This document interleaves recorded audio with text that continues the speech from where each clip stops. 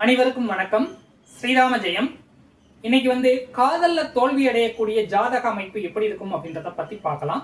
இப்ப recent time பாத்தீங்கன்னா நிறைய கேர்ள்ஸ் தான் பழகுன ஆண் தன்னை விட்டு பிரிஞ்சு போயிடுறாங்க அப்படின்ற மாதிரியான அமைப்புகள்ல நிறைய பேர் அதை ஒரு என்கொயரியா கேட்கறாங்க.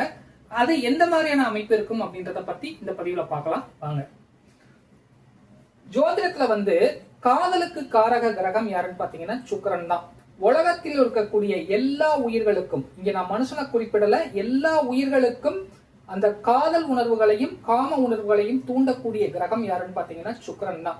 அப்ப சுக்கிரன் ஒரு ஜாதகத்துல பலவீனமான அமைப்புகள்ல இருந்தாலும், கேதுவோடு நெருங்கி இருந்தாலும், கேது எந்த ஒரு விஷயத்தையுமே தடையை ஏற்படுத்தக்கூடிய ஒரு கிரகம், தாமதத்தை ஏற்படுத்தக்கூடிய கிரகம், விரக்தியை ஏற்படுத்தக்கூடிய கிரகம்.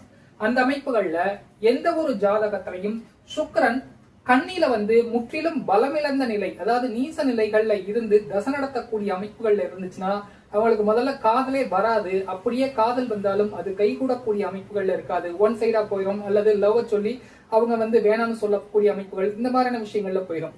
அதே மாதிரி சுக்கிரன் கேது சேர்க்கையான அமைப்புகள்ல இருந்தாலும் அவங்களுடைய காதல் கைகூடக்கூடிய அமைப்புகள்ல பெரும்பாலும் இருக்காது. அப்படியே அதையும் மீறி ஏதாவது ஒரு விஷயங்கள் இருந்துச்சுன்னா ஒரு ஏண்டா லவ் பண்ணோம் அப்படின்ற மாதிரியான அமைப்புகளை ரொம்ப சீக்கிரமாவே கொடுத்துரும். சனி ஒரு ஜாதகத்துல கெடுதலை மட்டுமே செய்யக்கூடிய ஒரு கிரகம் தான், சரியா? அதுல மாற்று கருத்தே கிடையாது. சனியினுடைய இயற்கை காரக அமைப்பே பாத்தீங்கன்னா பாவத்துவம் அப்படின்ற அமைப்புகள்ல தான் இருக்கும்.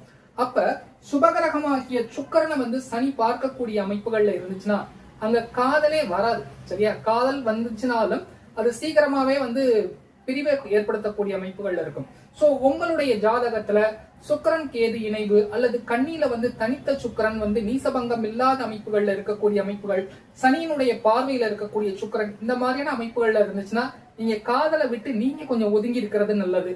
அதையும் மீறி நீங்க லவ் பண்ணீங்கன்னா அப்புறம் பிரேக்கப் அப்படின்ற மாதிரியான அமைப்புகள்ல போய் ஏதாவது ஒரு பிரச்சனையை கொடுக்கக்கூடிய அமைப்புகள்ல இருக்கும். சோ இந்த மாதிரியான அமைப்புகள்ல இருக்கிறவங்க கொஞ்சம் கேர்ஃபுல்லா காதல் பண்ணுங்க.